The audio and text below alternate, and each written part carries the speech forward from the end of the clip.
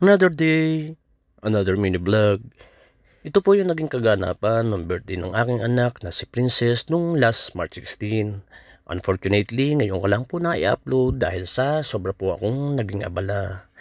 At nung kami nga po ay nasa gitna po ng paglalakbay o travel na papuntang probinsya ay kami po ay inabot ng gutom.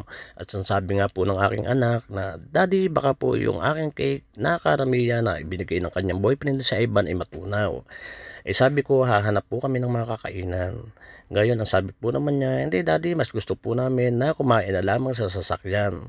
Siguro gusto rin po niya akong makatipid. Kaya ang ginawa ko po ay bumili na lamang po ako ng siyam na steam rice, 2 soft drinks, at jello. Bumili po ako ng chicken at toyo, kalamansi, sibuyas, sili. Tinadtad ko po para magsilbing sausawan ng chicken para mas masarap. At yan nga po, at sila ay masaya po silang nagpipicture-picture. Natutuwa naman po ako sa aking family dahil kung ano po ang kaya ko ay sila po ay hanggang doon lang. Pwede po kami sa sarap, pwede rin po kami sa hirap. Kaya maraming salamat po, Lord. At maraming salamat po muli, Lord, sa buhay ng aking 5 anak na puro babae at sila ay nakakaunawa kung ano ang kapasidad naming mag-asawa.